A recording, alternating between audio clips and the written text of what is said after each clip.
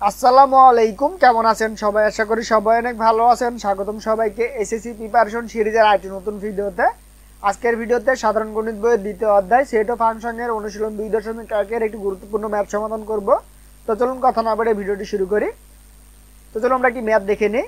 এখানে দেখতে পাচ্ছেন একটি প্রশ্ন আছে, x - 1 y + 2 = y - 2 2x + 1 হলে x এবং y এর মান নির্ণয় করো। তো চলুন আমরা এই প্রশ্নটি সমাধান করি। সমাধান দেওয়া আছে x - 1 y + 2 = y - 2 2x + 1।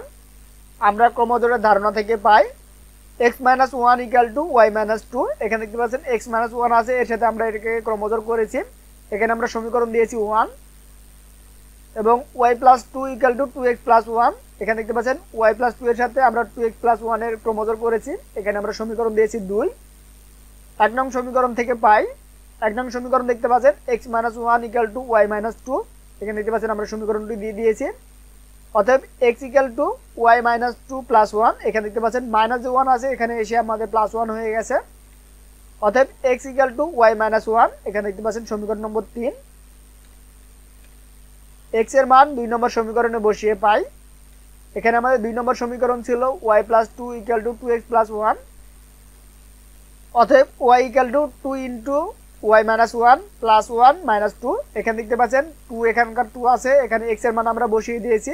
এখানে +1, এখানে +1 আছে, এখানে যে +2 ছিল এখানে এসে -2 হয়ে গেছে।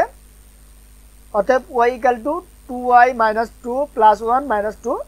এখানে আমরা 2 কে এই সমীকরণের সাথে গুণ করেছি। 2 কে y এর সাথে গুণ করলে 2y মাইনাস 2 কে 1 এর সাথে গুণ করলে -2।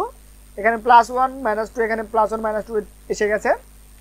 অতএব y = 2y - 3 বা y - 2y = -3। এখানে দেখতে পাচ্ছেন +2y, এখানে এসে হয়েছে -2y। এখানে -3 যেটা আছে সেটা এখানে -3 আছে, বা -y = -3। এখানে দেখতে পাচ্ছেন আমরা দুইটি y থেকে একটি y যদি বাদ দিই তাহলে আমাদের একটি y থাকে, এবং এখানে বড় সংখ্যার চিহ্ন আগে মাইনাস আছে তাই এখানে মাইনাস চিহ্নটি চলে এসেছে। আমরা যদি উভয় থেকে মাইনাস চিহ্নটি বাদ দিই অতএব বলা যায় y = 3। y এর মান 3 নম্বর সমীকরণে বসিয়ে পাই। আমাদের 3 নম্বর সমীকরণ ছিল x = y - 1। এখানে দেখতে পাচ্ছেন x আছে, এখানে আমরা y এর মান বসিয়ে দিয়েছি। এখানে মাইনাস যে 1 ছিল সেটা এখানে চলে এসেছে। তো আমরা এটি ক্যালকুলেশন করি। অতএব বলা যায় x = 2। অতএব x এর মান 2। অতএব নির্ণয় মান xy হচ্ছে x এর মান 2 এবং y এর মান 3। তো আশা করি আপনারা বুঝতে পেরেছেন। যদি বুঝতে কোনো প্রকার সমস্যা হয়ে থাকে অবশ্যই কমেন্ট করে জানাবেন। তো আজকের ভিডিও এ পর্যন্তই, দেখা হবে পরবর্তী ভিডিওতে। সেই ভিডিও দেখার আমন্ত্রণ জানিয়ে শেষ করতে আজকের ভিডিও। সবাই সুস্থ থাকবেন, ভালো থাকবেন, আল্লাহ হাফেজ।